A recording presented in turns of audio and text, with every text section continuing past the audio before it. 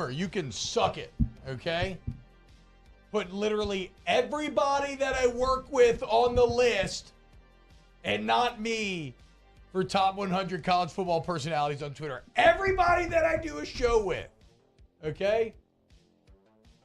Eat my ass, Big Game Boomer. How about that? You eat so much fecal matter, you're going to be crapping my crap out of your own beehole, okay? More like Big Game Tumor because you're a cancer. Yeah. Whole SiriusXM crew makes it. Bobby didn't make it. That's screwed up, too. That's the professor. Show some freaking respect. I don't love Big Game Boomer. I'm like Big Game Loser. I honestly... That's what Oklahoma does, you bum. Yeah. Eat my ass, Big Game Boomer. That's right, dude. Okay, I stand by it. Absolutely ridiculous. Aaron comes in at number 51 on the list. 49. Should have been higher. 49. Oh, 49. Never mind. I was going to yell that he should have been top 50. Either way, dude. Should be higher, though. Yeah. Should be higher. There's some people in front. I'm like, I don't know if I've ever seen that person on social media. Like, how are they on the top 50? Like, they never post.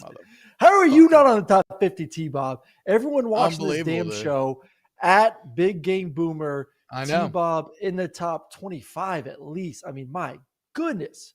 Let him know. What's Hester? Absolutely. I don't know, dude. I'm not sure. But shout out to Jake because, he tweeted like, "Ooh, whole serious crew on," like a flex emoji. And then somebody said, "Wait, where's T-Bob?" And he was like, "I don't know, but you should check out their podcast." And then he linked the YouTube channel. So shout out Jake, which you should all go. So if you're not subscribed already, we just hit 800.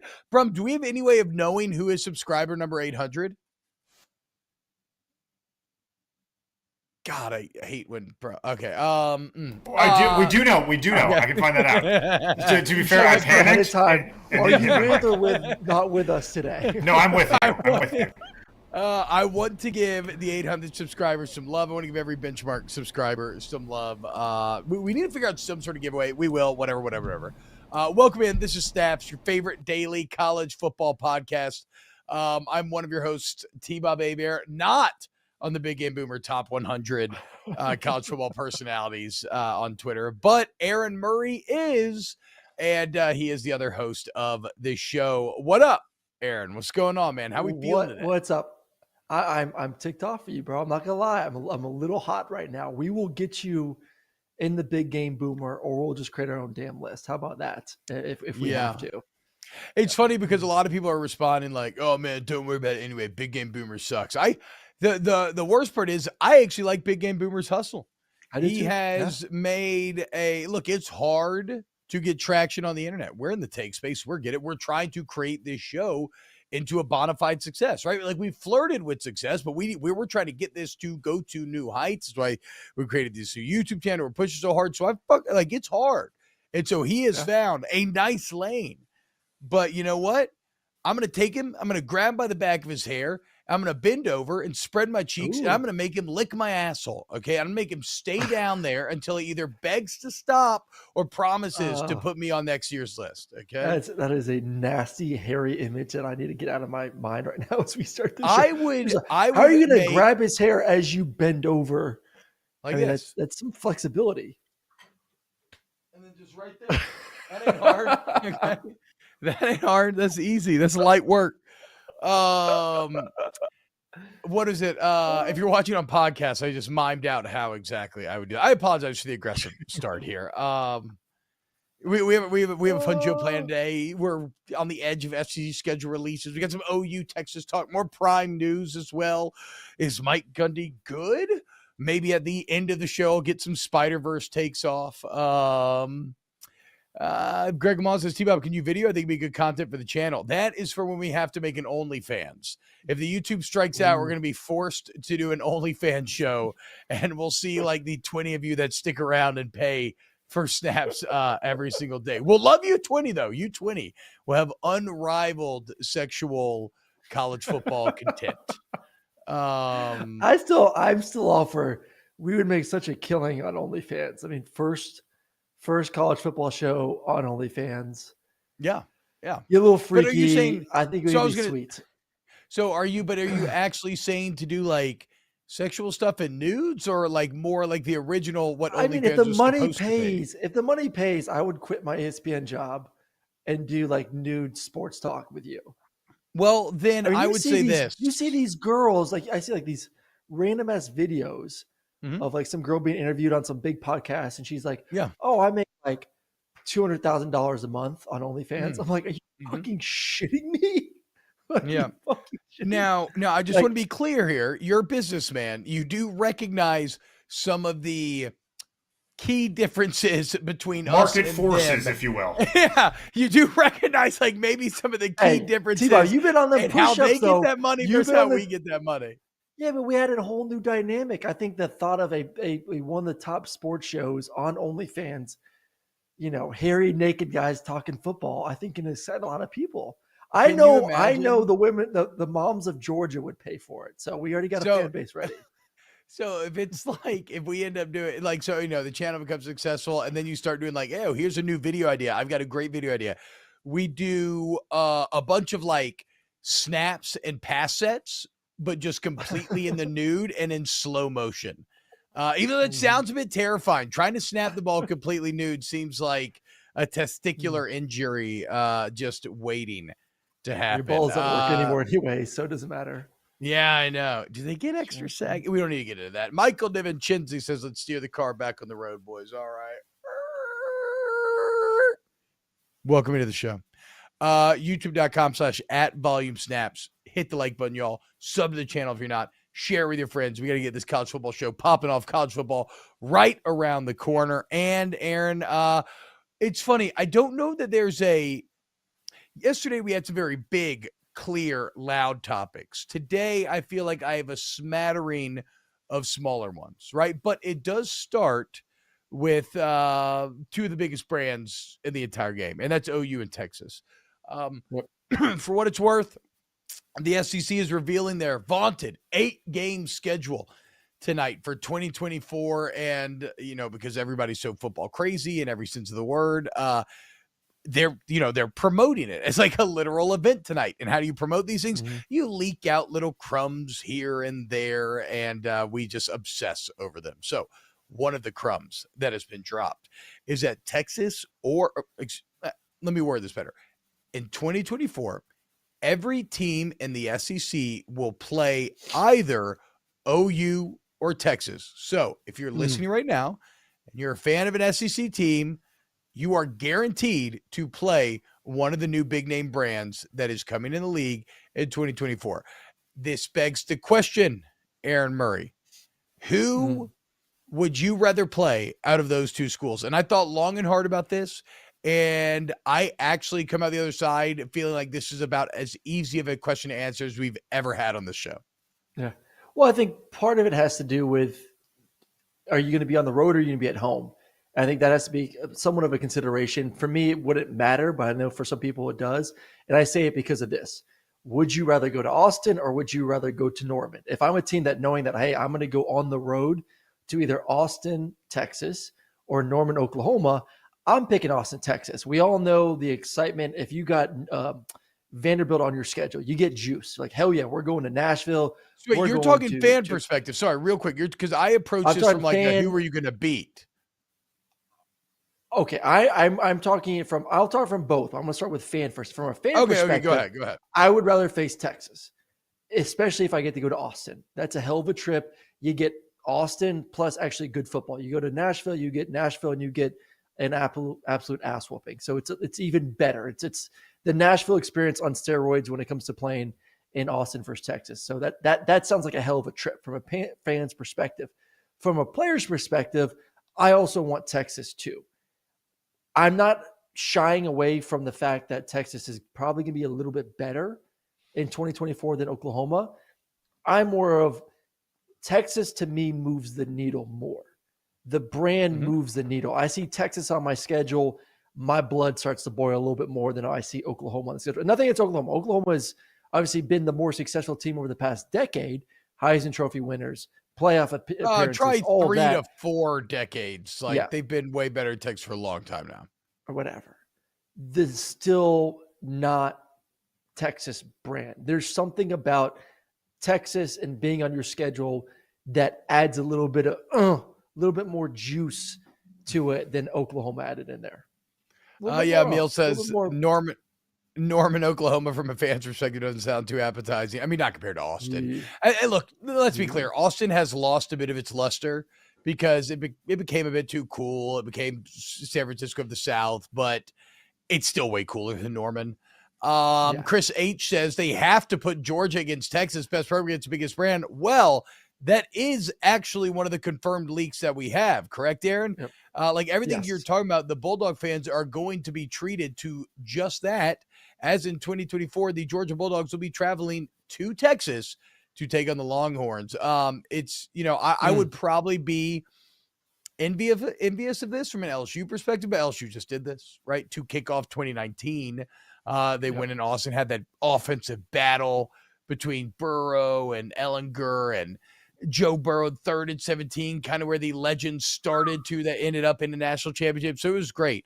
So I'll approach it from this perspective because fan-wise, I'm with you. If you're simply just talking about a road trip, yeah, I would rather go to Austin. If you're talking about who I'd rather host, I wouldn't really care. It'd kind of be a wash. But if you're talking about who do I think I can beat, right? And this kind of also gets into the question of who's maybe better suited to having success in the SEC. I don't believe in Steve Sarkisian. I don't like Steve Sarkisian, right? But ultimately, we have arrived here at a lesser of two evils situation. And so if I'm just looking to win that game in 2024, I believe that the answer has to be Oklahoma. I'm not impressed with Steve Sarkisian's resume, but at least he has a resume, right? Like he still has 9-win seasons on there. He still has multiple years at multiple big time spots. I know he is competent. I'm still not sure that Brent Venables is even competent. Is that aggressively said? Yeah, sure. He recruited well over the offseason. But here's the deal. He went 6-7 at a school that had 24 consecutive winning seasons, Aaron. And to be like, okay, well, yeah, maybe there's like a lot of 7. He went 6-7 in a school that had a quarter of a century of winning seasons in a row, and not just winning, but if you look at the past 12 years, only once did they fail to win 10 games. So not just winning, but winning at the most dominant level of any other team in the entire country. And year one, you go 6-7.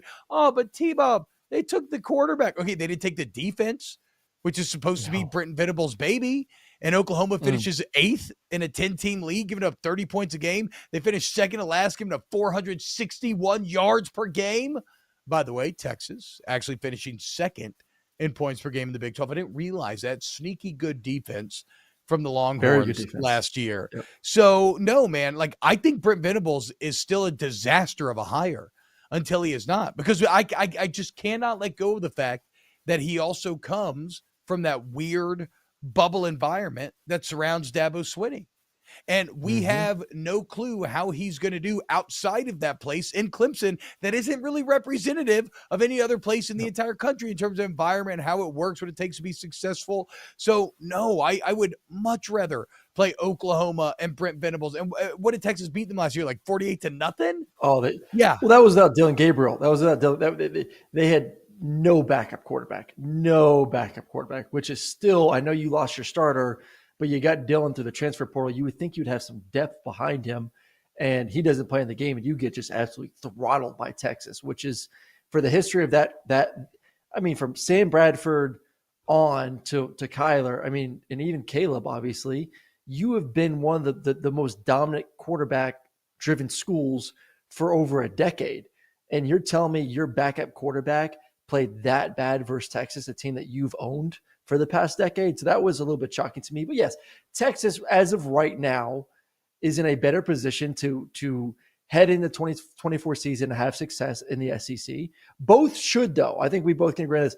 Talent-wise, they're both of the ratio we talked about the other day. Both will have more talent on their roster than 85% of the SEC. It just comes down to coaching. And it does come down to, is Sark good enough? I'm a little bit more of a believer than you are. I don't think I wouldn't put Sark. Sark will be in the bottom of the half of the SEC when it comes to coaches. I'll tell you that. He ain't going to be like a top 8 coach in the SEC. He's going to be on the bottom I side. might give him top 8. Like I mean, who we talking like? Well, there's clearly tier one. Kelly, Saban, Smart, clearly tier one, right? After that, I'm not going to give him Kiffin. I think he's like better than Stoops or like Drinkwitz. If maybe only just for recruiting. Hey, look, I'm a Sark hater, right? The bottom line is somewhere in the middle. He's somewhere in the middle. He is somewhere in the middle. So, but what does that get you in the SEC? I mean, if talent's equal and your coach is towards the middle, fired. Exactly. So to me, he has to have a big time year to kind of start moving his way up that list, but he's way, way more qualified than Venables is right now. And the talent that Oklahoma has, like if you don't see a massive improvement, I talked to someone earlier today about this.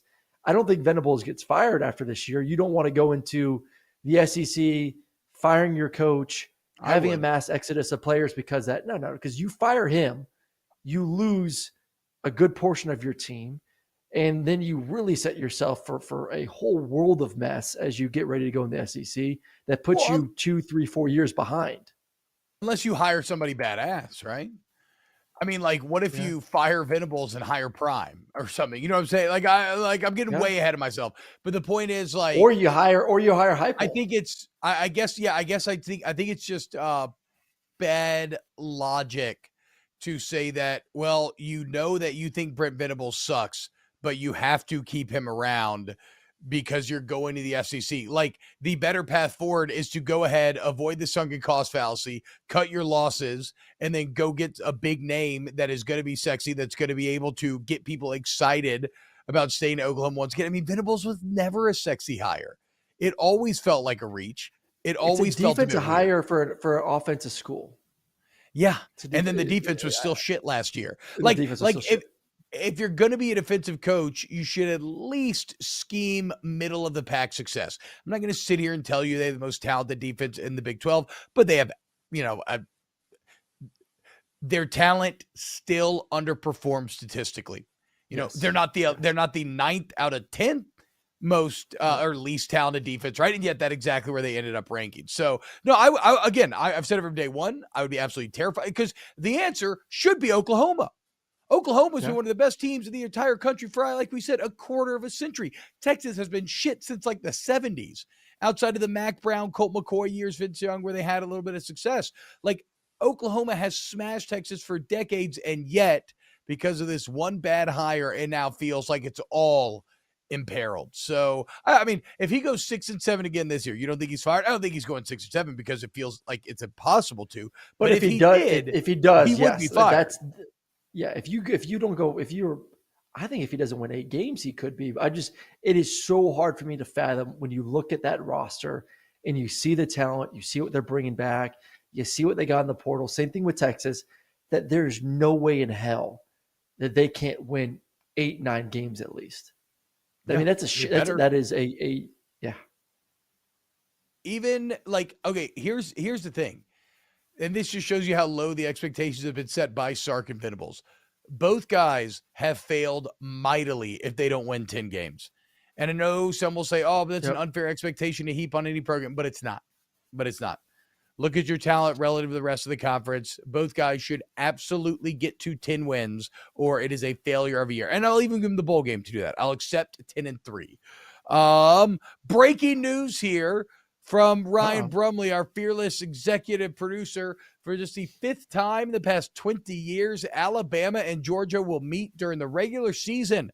Sources tell ESPN in both 2024 and 2025. Saban and Smart are going to be forced to continue to do this dance together. Aaron, you're our resident Bulldog. Give us your boots on the ground, inbred, impeded nose canal take here. What do you think? How do you feel about Alabama and Georgia squaring up? Dude, I could have gone 5 years at Georgia and not face Bama if we didn't face in the SEC championship game in 2012. Yeah. I mean, 5 years of no Georgia Bama. So listen, this is the beauty of the new system, whether it is always going to be a 1-7 system or a 3-6 system, depending on if they do go to 9 games conference schedule, you're going to get more games against more teams, home and away, and it's good for the SEC. But to kind of, well, the interesting part is going to be this. that second game, if Georgia wins this year and Georgia wins next year and Georgia wins in 2025, is that the white towel for Nick Saban? Is that it? If Kirby, which Kirby's already, I think you and I both have Kirby as 1, Saban 2 when it comes to coaches currently in the SEC. Yeah, absolutely. Some people are soft. They want to put A and B to that. No. It's 1 and it's 2.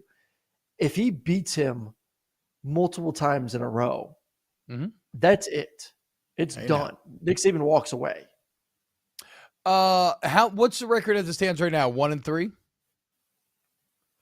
Is Saban 1-3 against? Is Smart 1-3 against Saban? Right. I think the lone win was in the national championship rematch. 1-2.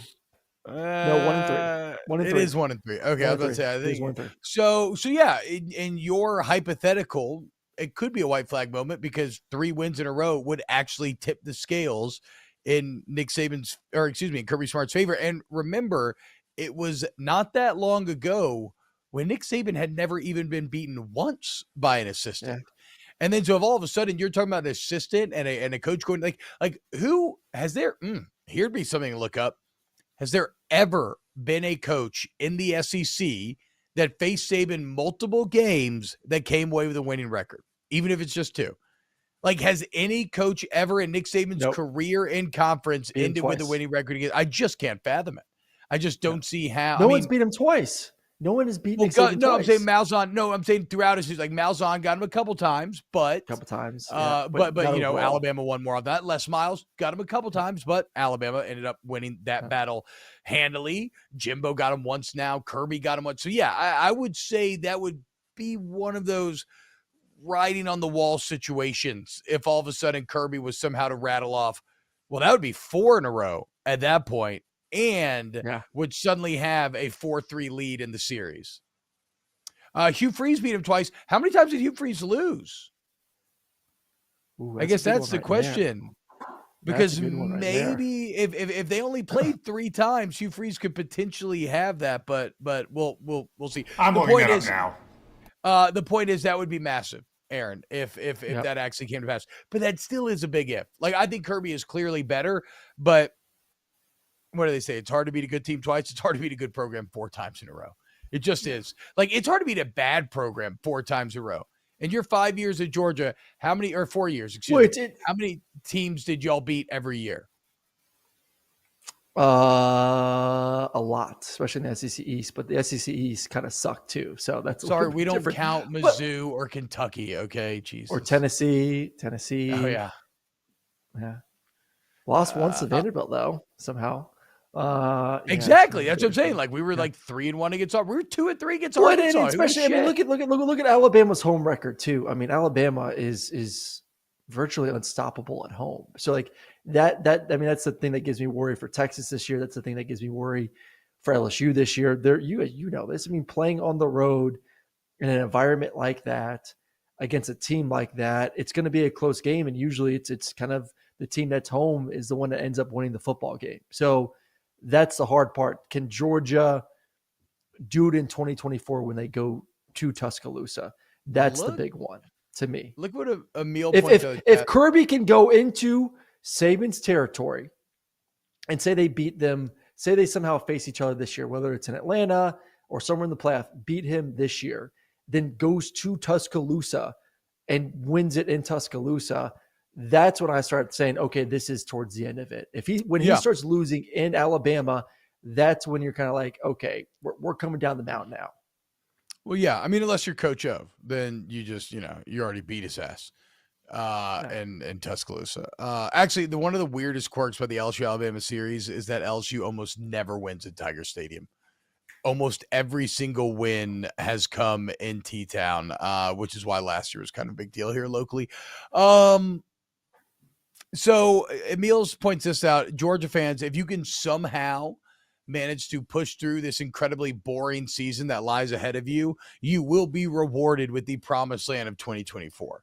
I mean, you're going to open with Clemson and Atlanta. You're going at Bama. You're going to play host to Texas, Auburn, and Tennessee.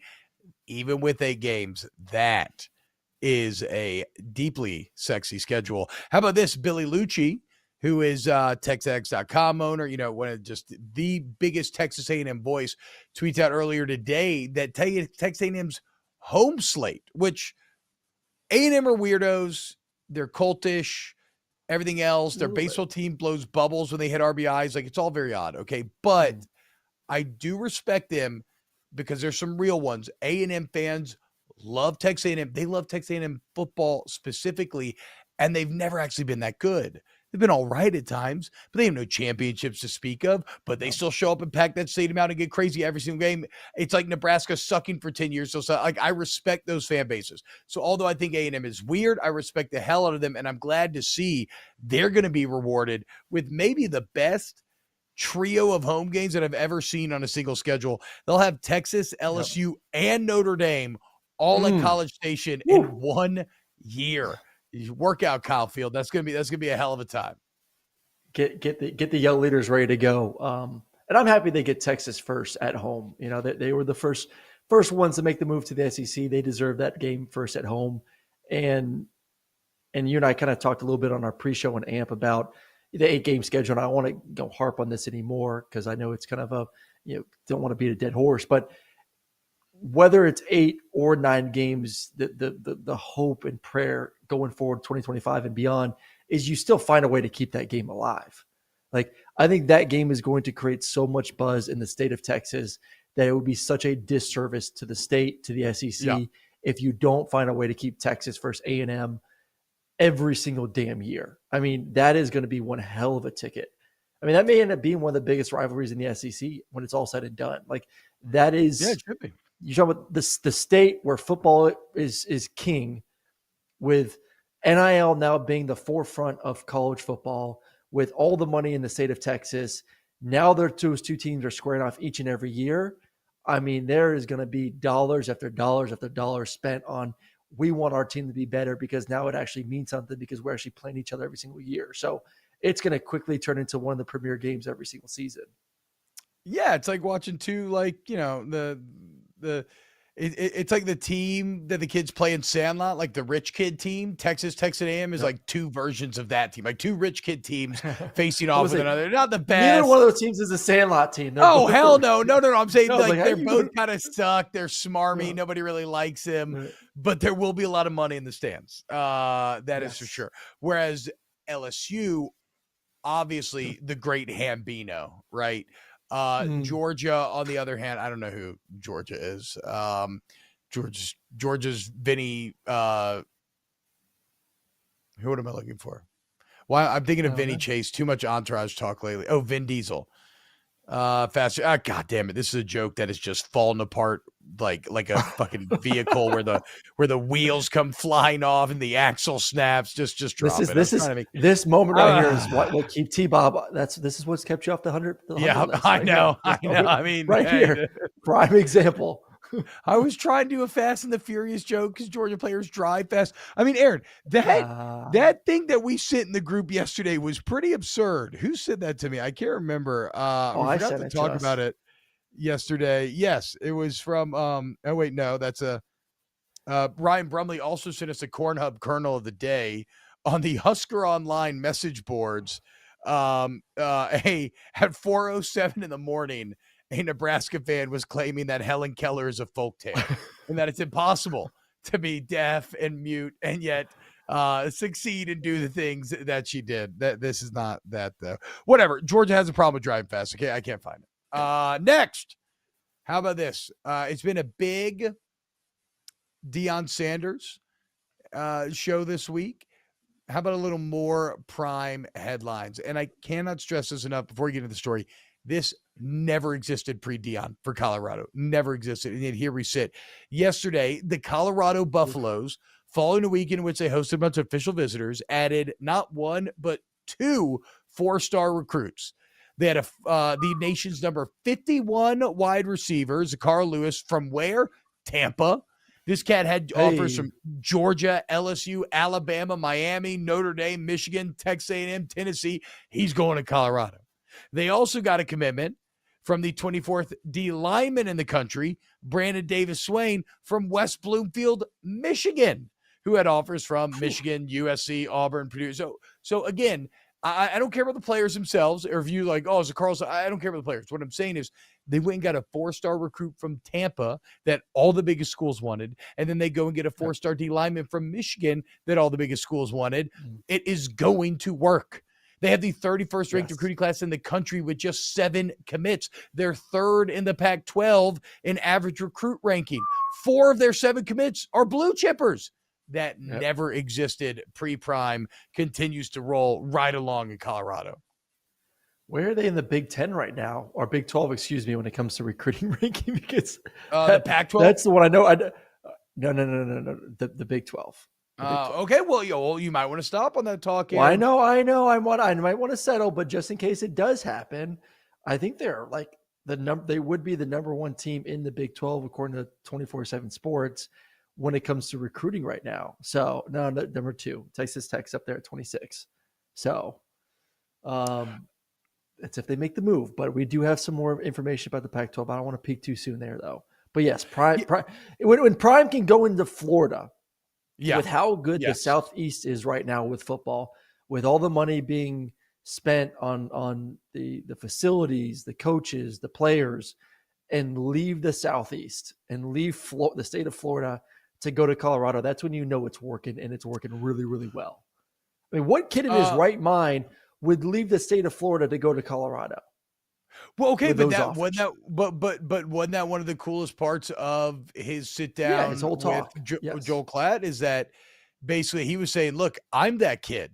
You know, even with all my NFL success, my media success, like I'd never been to this part of the country. He said he's only stamped his passport 2 times in his life. Can you imagine being as successful, as wealthy as Dion is, and you've only left the country twice? And so he himself kind of learned and has fallen in love with the beauty of Colorado and everything the country has to offer. And now the messages that we can sell in life are most effective when we believe them and have experienced them ourselves.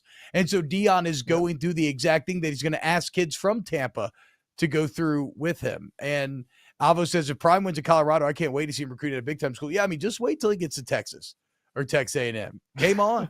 Or Oklahoma. Or OU. Or OU. Put that man in OU. Or Alabama when Saban retires.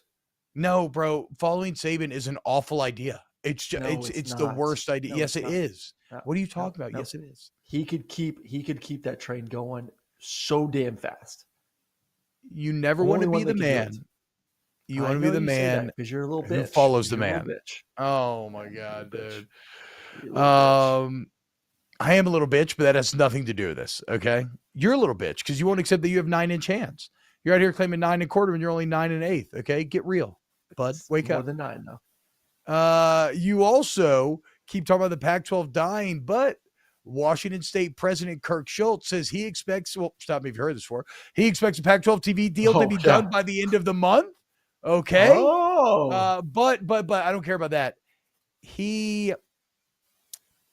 This is a quote that gives us a little insight that we haven't gotten, and take it with a grain of salt, like we take all things, right? But quote, at least the projections that athletic director Pat Chun and I and others have seen, I'm not sure, talking about the monetary value of the deal, I'm not sure that it'll be a lot larger than what we saw in the past, and it shouldn't be smaller than in the past. It may be fairly flat. Well, let's look at the Pac-12 deal right now. What is it? It's $32 million. If they pull this off and they get a flat deal of $32 million, well, how much is the Big 12 going to be making with their new deal? $32 million. If they pull that off, there's no more incentive for Colorado and these other schools to leave. If both are going to be making $32 million a year, they've already agreed. I don't know exactly how this works, Aaron. I'm not thinking of Colorado here. I'm thinking of Oregon and Washington, like the legitimate big boys that still have aspirations to compete with the Big Ten and the SEC. Like they're getting 32. I'm not worried about Colorado. Like, yeah, Colorado and them leaving to the Big 12, like, okay, the money's not going to be different. But if Oregon and Washington, who deserve to be getting paid like they belong in the Big Ten and SEC, sit back and say those schools, Ohio State and Michigan and Georgia and Bama and Texas, like the teams that we see ourselves competing with, are making more than double what we will be making because they'll be $80 to $90 million. That's the movers. Like that is what kills the Pac-12. It's not Colorado leaving and Arizona leaving. It's if Oregon and Washington say, fuck that, we're going to the Big Ten. That ends it. That ends it right then and there. Yeah, I could agree with this. So that's where this all gets a bit confusing then, because reportedly, if a TV deal is landed and it is to the liking of everyone, reportedly a grant of rights deal in principle has already been agreed to. So like they wanted to avoid a situation where a TV deal is struck and they're all getting together and they got to agree to a grant of rights deal. From what I've read, now I don't know the shape of the grant of rights deal. I don't know if it's as brutal as the ACC's, where it's basically like nobody can leave, right? But the Pac-12 has a pulse. That's all I'm saying. I know we've declared them dead many times, but they have a pulse if they actually come in at the same number as the Big 12. I feel you on Oregon and company. I feel and maybe that ends up being the catalyst and the straw that brings Camel's back. But they're at least not dead at the sign. They're not dead at the time of contract announcement if they get the same number that Brett Yormark and the Big 12 got, which it looks like there's potential that they could. They will fall so far behind the Big Ten and the SEC that it'd be hard for me to think that they would be fine with that, the bigger schools. I do want to go back to one thing though, T-Bob. I did find the article on my Georgia boys. There's been at least 10 reports of traffic-related moving violations in Athens, Clarke County since January 15th. They've also been involved in at least 60 additional moving violations, including speeding, distracted and reckless driving, and disobeying traffic signs since the beginning of the 2021 academic year. I mean, they got some real. You remember the movie The Program? That's one of the best college football movies ever made. Have you ever seen it? Blue Mountain State? No, the pro. You heard the phrase "one of the best college football movies ever made," and then you proceeded to say Blue Mountain State immediately afterwards. No. The Program. In that movie. No. One of the things that they do to kind of train themselves to get themselves right, just kind of get a release. They had to take this out of the cut on the DVDs because some kid went out and tried it in real life and died. But they releasing all this burden that's on their shoulders 24/7. Emil saying very cool of Kirby to keep his local bail bondsman business. Bro, if you've never seen The Program, Aaron, we need to watch The Program and do a review of The Program here on Snaps. It is, to me, the best college football movie of all time. It is really, really good. Thomas in the chat, simmer down over here. Simmer down a little bit. Yep, Georgia football imploding. Heard it here first on Snaps. The number one recruiting class for 2024 right now with, how many 5 stars they got committed? 3 5 stars, 19 total commits is just a complete implosion at the moment. I mean, look, Aaron, I don't know what to tell you, dude. Pride cometh before the fall. Okay. It's only a matter of time. Nobody's ever won 3 in a row for a reason. And it ain't going to be Kirby Smart's goofy, bulkhead headed ass. Someone has won 3 in a row. Someone has won 3 in a row. We've been not really. Minnesota from the 1940s during World War II does not count. 30s, yes. It's the 30s. It was before the war. Okay, great. If your record comes from in between the 2 world wars, it's not actually relevant to anything that is going on nowadays. Final piece of news here. Pete Thamel says that Virginia and North Carolina are the most coveted next additions to the Big Ten and the SEC in terms of long-term expansion plans. How funny is that? Right, I see that face you're making. North Carolina, though, the 9th most populous. Was there reasoning for this? Yeah, because they're just it goes back to the TV market thing.